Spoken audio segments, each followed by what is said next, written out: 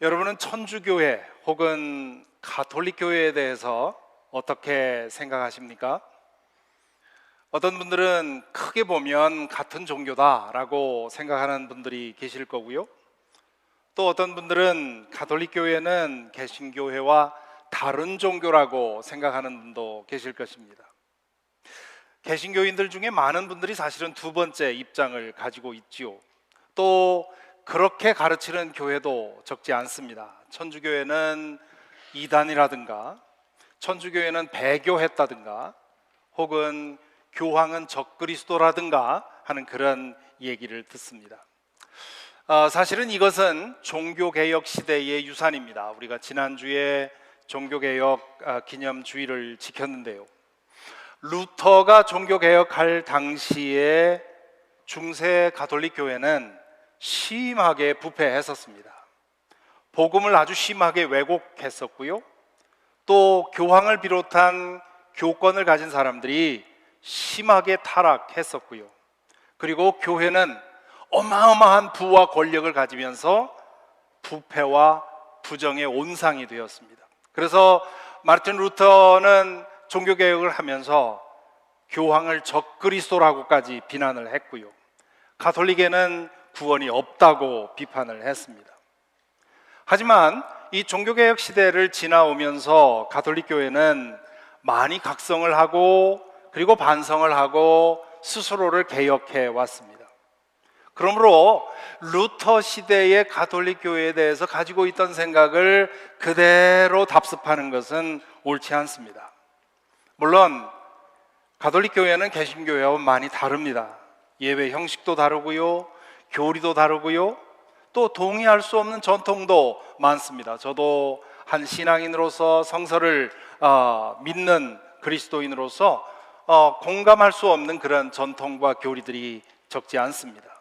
하지만 가톨릭 교회는 우리처럼 사도신경을 고백하고 있고 우리처럼 신구약 성경을 가장 중요한 권위로 인정을 하고 있고 우리처럼 예수 그리스도를 구원자로 고백하고 있고 또한 하나님을 삼위일체 하나님으로 믿고 있습니다.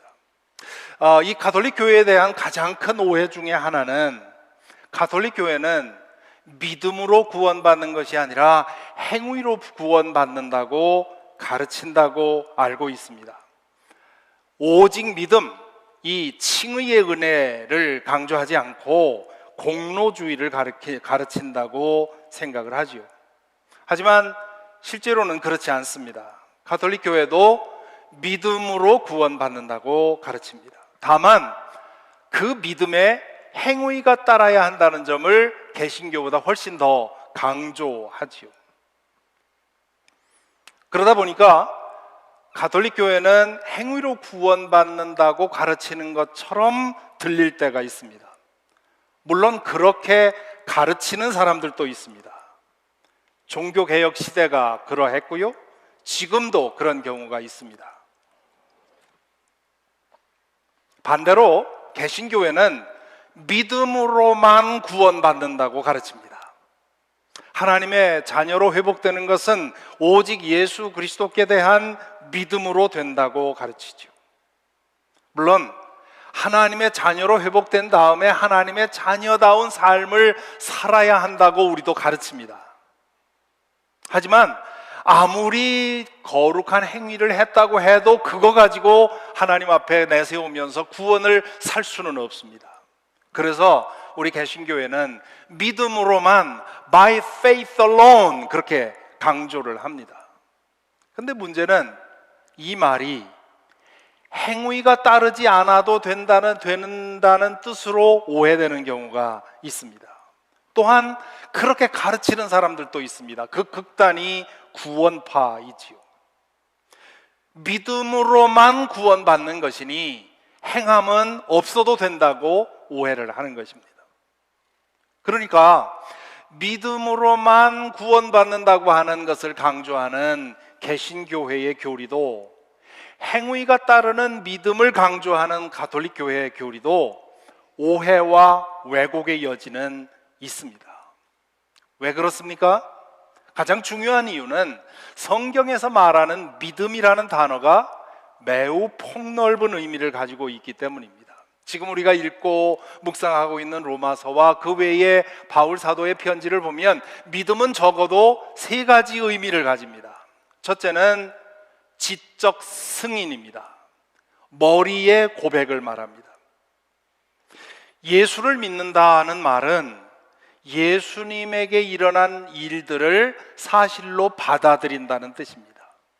하나님이 인류의 구원을 위해서 하나밖에 없는 아들을 보내시기로 계획하셨다는 것, 그분이 육신을 입고 우리 가운데 오셨다는 것, 그분이 인류의 죄를 짊어지고 십자가에서 그 죄값을 치르셨다는 것, 그리고 죽은 지 사흘 만에 죽은 자들 가운데서 부활하셨다는 것, 그리고 그분이 하나님의 자리로 올라가셔서 성령을 통해 계속해서 역사하고 있다는 것, 그리고 마침내 다시 오셔서 새하늘과 새 땅을 이루시고 영원히 다스리실 것이라는 이 사실들, 우리가 오늘 이 사도신경을 통해 고백하는 그 사실들을, 이게 신화도 아니고 전설도 아니고 교리도 아니고 이게 사실이고 역사이며 진실이라는 사실을 머리로 인정하는 것입니다. 이게 쉬운 일이 아닙니다. 자연 법칙도 초월하고 합리성도 초월하기 때문입니다. 자연 법칙과 합리성을 초월하는 그런 초월적인 세계가 있다는 것을 인정할 수 있어야만 지적으로 동의가 됩니다. 그렇기 때문에 이것도 은혜라고 하는 것이죠. 하나님께서 선물로 주셔야 되는 것입니다. 성령께서 우리에게 일어날 때 일어나는 일이, 첫 번째 일어나는 일이 바로 이 깨달음입니다. 어두웠던 눈이 떠지는 변화가 일어나는 거죠. 하나님에 대해서, 영적 세계에 대해서, 그리고 자신이 죄인이라는 사실에 대해서 깨달아지는 은혜가 성령이 우리에게 임할 때 일어납니다. 그것을 깨달음의 은혜, convicting grace라 그렇게 얘기를 합니다. 이 깨달음의 은혜, convicting grace를 성령을 통해서 받아야만 우리는 비로소 예수님에게 일어난 그 모든 일이 사실이라는 사실을 인정할 수 있습니다. 그런데 이 깨달음은 단지 시작일 뿐입니다. 머리로 인정하는 것이 마음으로 믿어져야 합니다. 그래서 믿음은 두 번째로 심적 승인입니다. 마음의 고백입니다. 믿음은 예수님에 관한 사실들이 진실이라고 인정하고 그분께 마음을 열고 그분을 내 삶의 주인으로, 구원자로 영접하는 것입니다. 예수 그리스도가 메시아로 오신 하나님의 아들이라고 하는 사실을 인정하면 그분은 우리에게 절대가 됩니다. 전부가 됩니다. 마음의 문을 열고 그분을 주님으로 영접하게 됩니다. 그렇게 하지 않는다면, 예수에게 그런 일들 일어난 거 나 알아, 인정해, 하지만 나는 그분과는 상관없어라고 그분과 다 자신을 분리한다면 제대로 아는 것이 아니죠. 예수님이 누구이신지를 제대로 안다면 내 마음의 문을 열고 나의 구원자로 오십시오, 나의 주인이 되어 주십시오라고 고백하게 되어 있습니다. 이것도 쉽지 않습니다. 인간의 노력으로 되질 않습니다. 세상에서 가장 먼 거리가 머리부터 마음까지의 거리라고 얘기를 하죠. 머리로 아는 것이 마음으로 믿어져서 그것이 내 것이 되는 것, 그게 쉬운 일이 아니라는 뜻입니다. 로마서 10장 9절 10절에서 바울 사도가 이렇게 말합니다. 당신이 만일 예수는 주님이라고 입으로 고백하고 하나님께서 그를 죽은 사람들 가운데서 살리신 것을 마음으로 믿으면 구원을 얻을 것입니다. 사람은 마음으로 믿어서 의에 이르고 입으로 고백해서 구원에 이르게 됩니다. 머리로 믿는 것이 마음으로 믿어지면 우리는 그분 앞에 무릎 꿇게 되어 있습니다. 그분을 주님으로 영접하게 되지요. 인격적으로 그분과 하나가 됩니다. 그러면 그분이 하신 일이 나의 일이 되는 것이죠. 그리고 하나님께서 예수 그리스도의 그 의를 우리에게 입혀주시는 것을 경험합니다. 그래서 성령께서 우리에게 임하시면 먼저 깨달음의 은혜가 주어지고 그 다음에는 우리를 의롭다고 인정하시고 의를 입혀주시는 그런 경험을 합니다. 그것을 칭의의 은혜, justifying grace라 그렇게 얘기를 합니다. 우리가 죄인임에도 불구하고 의롭다고 인정하는 그 은혜를 말합니다. 그래서 우리는 하나님의 자녀로 회복되고 하나님과의 관계가 회복이 되고 그분과 인격적으로 하나가 되는 것이지요. 이렇게 될 때 우리는 구원의 확신을 얻었다 그렇게 얘기를 합니다. 근데 그것이 전부인가? 마음에서 일어나는 변화로 그 믿음이 온전하다고 말할 수 있는가? 그렇지 않습니다. 하나님과의 관계가 회복이 되었다면 그 회복된 관계의 열매가 우리 삶으로 나타나야 합니다. 그래서 세 번째로 믿음은 육적인 승인까지 가는 것입니다. 우리 삶으로 고백되어야만 그 믿음이 살아있는 믿음입니다. 마음에서 믿어졌다면 내 손과 발로 그 믿는 대로 살아가야 되는 것이지요. 성령께서 우리 안에서 역사하기 때문입니다. 성령께서는 우리가 이미 지은 죄를 용서해 주실 뿐만 아니라 죄를 벗어나게 하시고 우리를 의로운 존재로 변화하게 하십니다. 그렇게 될 때 우리는 삶을 통해서 우리 믿음의 열매를 맺을 수 있게 됩니다. 성령께서 임하시면 깨달음의 은혜를 주셔서 지적 승인을 할 수 있게 되는 것이고 그 성령의 은혜가 우리 마음을 변화시키시면 우리는 마음으로 믿어 고백하게 되는 것이고 그리고 그 성령께서 우리를 변화시키셔서 의롭게 만드십니다. 그것을 성화의 은혜, sanctifying grace라 그렇게 얘기를 합니다. 그러므로 믿는 것은 참다운 믿음은 처음부터 끝까지 은혜로 되는 것이지요. 믿는다는 것이 이런 것이기에 바울 사도는 오늘 읽은 본문 27절, 28절에서 이렇게 말합니다.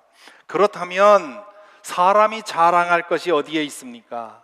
전혀 없습니다. 무슨 법으로 의롭게 됩니까? 행위의 법으로 됩니까? 아닙니다. 믿음의 법으로 됩니다. 사람이 율법의 행위와는 상관없이 믿음으로 의롭다고 인정을 받는다고 우리는 생각합니다. 행위의 법으로는 이루어지지 않는다는 말입니다. 행위의 법이라는 말이 무슨 뜻입니까? 행위의 원리를 말합니다. 내가 행위를 잘 쌓아서 얼마만큼의 의에 이르면 하나님께서 구원을 상으로 주시는 것, 이게 행위의 원리입니다. 그거는 되지 않는다는 얘기를 이미 앞에서 말씀을 하셨죠. 그러면서 우리의 구원은 믿음의 법으로 된다 그렇게 얘기를 합니다. 믿음의 법이라는 말은 믿음의 원리를 뜻합니다. 하나님께서 베푸신 은혜를 믿음으로 받아들이면 그 믿는 대로 되는 원리, 이 원리에 따라서 우리는 의롭게 된다는 것입니다. 이 점에서 개신교회가 가르치는 우리가 구원받는 것은 오직 믿음으로만 된다는 말은 맞는 거죠. 믿음으로만 구원받는 것이므로 믿음으로만 우리가 의롭게 되는 것이기 때문에 우리는 우리가 받은 은혜에 대해서, 우리가 받은 구원에 대해서 자랑할 것이 전혀 없습니다. 하나님께서 선물로 주신 것이기 때문에 그렇습니다. 믿음도 선물로 주신 것이고 구원도 선물로 주신 것이기 때문이죠. 그런데 바울 사도는 곧바로 30절 31절에서 또 이렇게 말합니다. 참으로 하나님은 오직 한 분뿐이십니다. 그러므로 하나님께서는 할례를 받은 사람도 믿음을 보시고 의롭다고 하시고 할례를 받지 않은 사람도 믿음을 보시고 의롭다고 하십니다. 그러면 믿음으로 말미암아 우리가 율법을 폐합니까? 그럴 수 없습니다. 도리어 율법을 굳게 세웁니다. 의롭게 되는 것은 믿음으로만 되는 것인데 그러면 율법은 필요 없느냐? 아니라는 거죠.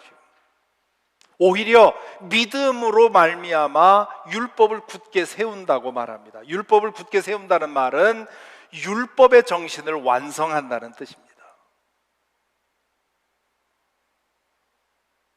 믿음으로만 의롭다 함을 얻는 것은 맞는데 그 믿음으로 진정으로 의롭다 함을 얻은 사람은 율법을 완성하는 데까지 이른다는 것이지요. 예수님도 그와 같은 말씀을 하신 적이 있습니다. 마태복음 5장 20절에 보면 내가 너희에게 말한다. 너희의 의가 율법학자들과 바리새파 사람들의 의보다 낫지 않으면 너희는 하늘나라에 들어가지 못할 것이다. 율법학자들과 바리새파 사람들이 율법을 지키는데 얼마나 진심이었는지 아마 아실 것입니다. 그런데 어떻게 예수님의 제자들이 율법학자들과 바리새파 사람들보다 의가 더 나을 수 있습니까? 믿음의 원리 때문입니다. 지적 승인에 이어서 심적 승인 그리고 육적 승인까지 우리의 전인격적으로 믿음이 우리 안에서 역사하면 우리는 내가 율법을 하나하나 지키려고 노력하지 않아도 율법의 정신이 우리 안에서 이루어진다는 뜻입니다. 이렇게 보면 행위가 따르는 믿음을 강조하는, 믿음에는 행위가 따라야 한다는 사실을 강조하는 가톨릭의 교리에도 분명히 이유가 있는 것이지요. 이렇게 보면 가톨릭 교회와 개신교회의 관계는 마치 성경의 로마서와 야고보서의 관계와 유사하다고 할 수 있습니다. 야고보서와 로마서가 서로 모순된다. 바울과 야고보 사도가 서로 다른 얘기를 하고 있다고 하는 생각이 오래전부터 기독교 안에 있었습니다. 마르틴 루터가 그렇게 얘기한 적이 있습니다. 마르틴 루터는 성경을 예수님이 누워 있었던 말구유에 비유한 적이 있습니다.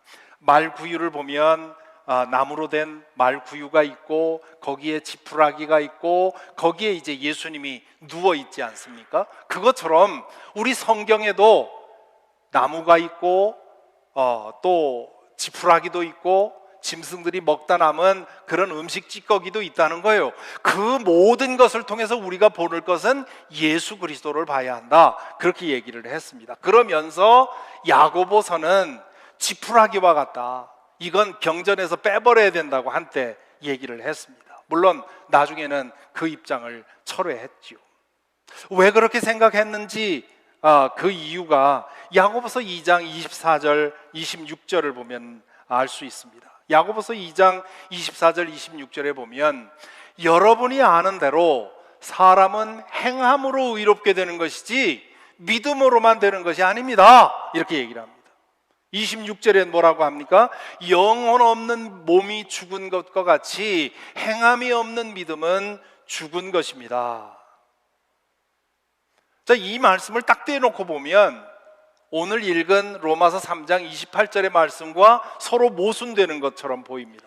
3장 28절에서 뭐라고 합니까? 사람이 율법의 행위와는 상관없이 믿음으로 의롭다고 인정을 받는다고 우리는 생각합니다. 자, 과연 이 두 말씀이 모순인가? 둘 중에 하나가 틀렸나? 그렇지 않습니다. 야고보 사도와 바울 사도가 강조하려는 지점이 달랐을 뿐입니다. 바울 사도는 선하고 의로운 행위를 쌓아서 구원을 얻을 수 있다고 생각하는 사람들에게 이 편지를 쓰고 있는 겁니다. 믿음을 육적인 승인으로만 생각한 사람들이죠. 그래서 바울 사도는 인간의 노력은 소용없다. 하나님 앞에서 인간의 노력은 인간이 쌓은 공로는 아무런 효력이 없다. 우리는 오직 하나님이 주신 선물을 믿는 것만으로 구원을 받는다고 강조를 했죠. 그래서 행함이 아니라 믿음으로 얻는 것이라는 사실을 이 로마서 3장에서 거듭거듭 강조합니다.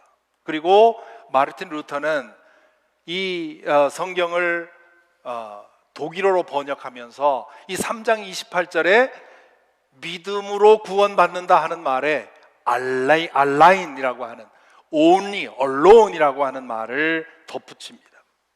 그래서 이걸 보면 바울 사도는 우리 개신교에 더 가깝죠. 반면에 야고보 사도는 믿음을 지적 승인과 심적 승인으로 축소한 사람들을 대상으로 말하고 있습니다. 육적으로 승인된 증거가 없는 사람들을 말합니다. 이들에게 야고보 사도가 하고 싶었던 말이 뭐냐면, 당신들의 믿음은 진실하지 못하다. 입술에 고백이 있고 마음의 고백은 있을지언정 믿는 사람들처럼 살지 않고 있지 않느냐. 당신들은 믿음이 있다 하지만 사실은 죽은 것이나 마찬가지다. 그렇게 얘기를 하죠. 그래서 야고보 사도는 가톨릭 교회에 가깝다 할 수 있습니다. 지금도 야고보서를 경전에서 제거해야 된다고 주장하는 사람들이 있습니다. 그런데 초대교회 지도자들은 이 야고보서와 로마서가 서로 모순되어 보이는 것처럼 보여도 그냥 하나로 묶어 놓았습니다. 왜 그렇습니까? 복음이 극단으로 치우치는 것을 막기 위한 것이죠. 따라서 개신교인들은 믿음으로만 의롭게 된다는 사실을 강조하는 동시에 천주교인들을 보면서 행함으로 우리의 믿음이 표현되어야 한다는 사실을 잊지 말아야 합니다.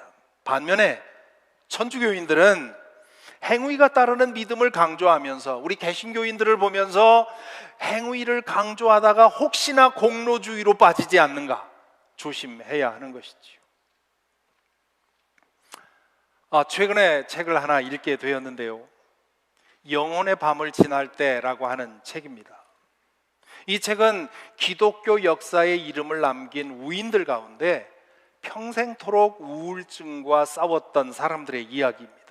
마르틴 루터, 데이빗 브레이너드, 찰스 스퍼전, 테레사 수녀, 그리고 마르틴 루터 킹 목사까지 이 역사의 길이 남을 아주 믿음 좋고 그리고 큰 일을 이룬 이 사람들의 그 이야기를 읽으면서 이들이 평생 우울증을 겪었다는 사실, 그리고 이 우울증을 겪으면서도 믿음의 사람으로 살았다는 사실을 이 이야기를 통해서 하고 있습니다. 그런데 이 이야기들 가운데 제가 잘 알지 못했던 사람 하나가 있었는데요, 윌리엄 쿠퍼가 그 사람입니다. 이 윌리엄 쿠퍼는 조금 전에 우리 찬양한 샘물과 같은 보혈은이라고 하는 이 찬송가를 작사한 사람입니다. 이 윌리엄 쿠퍼는 1731년에 영국에서 태어납니다. 1931년이면 우리 감리교회 창시자인 존 웨슬리 목사님이 회심 체험을 한 1938년보다 조금 전에 태어난 것이지요. 이 윌리엄 쿠퍼는 6살 때 어머니를 잃습니다. 그리고 아버지 밑에서 자라게 됐는데 이 아주 강직한 그 아버지와 관계가 좋지 않았습니다. 아버지는 어릴 때부터 그를 법률가로 키우기 위해서 아주 혹독한 훈련을 시키게 되었는데, 그래서 어릴 때부터 10대 때부터 그는 우울증을 겪습니다. 그러면서 자신은 아무 가치도 없는 사람이라고, 나는 불행을 타고난 사람이라고, 하나님으로부터 버림받을 수밖에 없는 존재라고 하는 그런 자의식을 갖고 살았지요. 그리고 이제 10대 후반 20대에 들어서서 여러 번 자살 시도를 합니다. 그 결과 28살 때 정신병원에 입원을 하게 되는데요, 다행히도 나다니엘 코튼이라고 하는 의사가 신앙과 의학을 접목시켜서 정신병을 치료하는 그 병원으로 가게 됩니다. 그 정신병원에 들어간 지 6개월쯤 되었을 때 이 쿠퍼가 그 정신병원의 벤치에 앉아 있는데 그 옆에 성경이 놓여 있었습니다. 무심코 할 일도 없고 하니까 성경을 펼쳐서 읽는데 요한복음 11장에 나사로를 살린 이야기를 읽습니다. 그 이야기를 읽으면서 죽은 자를 살려내시는 예수님에 대한 믿음이 생겨났습니다. 그런 다음에 그가 읽은 것이 바로 오늘 우리가 읽은 로마서 3장 21절부터 31절 말씀입니다. 행함이 아니라 오직 믿음으로 하나님 앞에 의롭다함을 얻는다고 하는 이 말씀을 읽는 순간 쿠퍼는 성령의 터치를 경험합니다. 그의 일기에 그날 있었던 일을 이렇게 적어 놓습니다. 그 말씀을 읽는 즉시 그 말씀을 믿을 힘이 나에게 임했다. 그리고 의의 태양으로부터 나오는 강렬한 빛이 나에게 내리 쪼이는 것을 느꼈다. 나는 주님께서 행하신 속죄 제사가 나에게 충분하다는 것을 알았고, 그분의 피로 내 죄가 용서되었으며 그분의 의롭게 하시는 은혜가 충만하고 완전하다는 것을 경험했다. 그 즉시로 나는 믿었고 복음을 받아들였다. 이 체험을 한 이후로 이 쿠퍼는 우울증으로부터 놀랍게 급속도로 회복이 됩니다. 코튼 박사는 그를 며칠 동안 정밀하게 진단하면서 이것이 그냥 감정적인 기복인지 아니면 실제로 치유받았는지를 면밀히 조사하지요. 그 조사 끝에 치유된 것이 분명한 것을 알고는 퇴원을 시킵니다. 윌리엄 쿠퍼는 퇴원한 후에 이러저러한 계기를 통해서 우리 어메이징 그레이스를 작사한 존 뉴턴과 교제를 시작합니다. 원래부터 글쓰기를 좋아했던 이 쿠퍼를 존 뉴턴이 당신의 믿음을 시로 표현해 보면 어떻겠느냐 하는 제안을 하지요. 그리고 그 이후로 그는 69세의 세상을 떠나기까지 68개의 찬송가를 짓습니다. 샘물과 같은 보혈은 그 찬송은 그 중에 하나이지요. 물론 그는 나중에 바깥에서 생활하면서 우울증이 다시 재발을 합니다. 하지만 그는 끝까지 그 우울증과 싸워가면서 다뤄가면서 믿음의 사람으로 살게 되죠. 이 윌리엄 쿠퍼의 이야기를 통해서 보는 것은 믿음은 지적인 승인에서 시작합니다. 하지만 성령의 은혜가 없으면 심적 승인으로 도약하지 못합니다. 로마서 3장 28절을 읽으며 그 쿠퍼에게 일어났던 일은 바로 성령께서 그의 마음을 터치하셔서 그가 머리로 알았던 예수님에 관한 사실들을 마음으로 믿게 된 것이죠. 그리고 진정한 심적 승인이 일어나면 우리의 존재 전체를 덮어주는 하나님의 의가 덮어 씌우는 그런 경험을 하게 됩니다. 그리고 실제로 의롭게 변화하는 일들이 일어나지요. 때로는 그것이 이 쿠퍼에게서 보이는 것처럼 육신의 질병을 치유하는 그런 변화까지 이루어냅니다. 이것이 믿음입니다. 믿는다는 것은 성령의 선물을 받고 그 은혜 안에서 살아가는 것이지요. 그 성령의 깨닫게 하시는 은혜, 의롭게 해주시는 은혜, 그리고 거룩하게 변화하게 하는 그 은혜가 우리 안에 넘치고 그 은혜 안에 살아가는 것이 믿는다는 것입니다.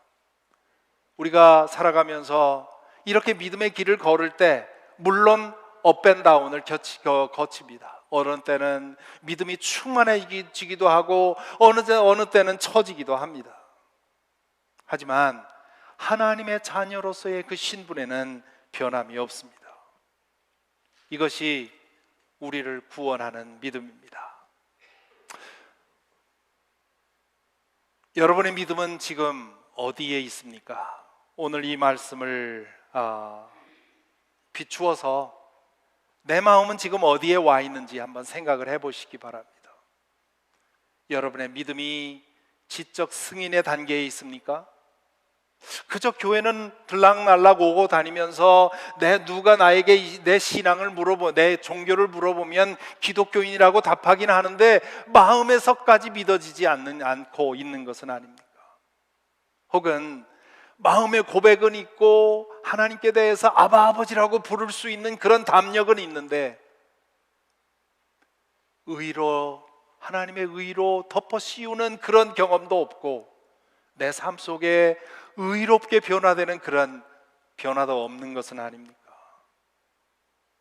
우리의 믿음이 온전하려면, 정말 우리의 믿음이 나를 구원하는 그런 믿음이 되려면 지적 승인만에서 그치는 것이 아니라 심적 승인과 우리 존재 전체로 믿는 존재 전체를 통해서 믿음이 드러나는 그런 단계로 나아가야 합니다. 이것은 우리가 노력해서 되는 것이 아니라 성령께서 우리 안에서 역사하실 때 일어나는 일입니다.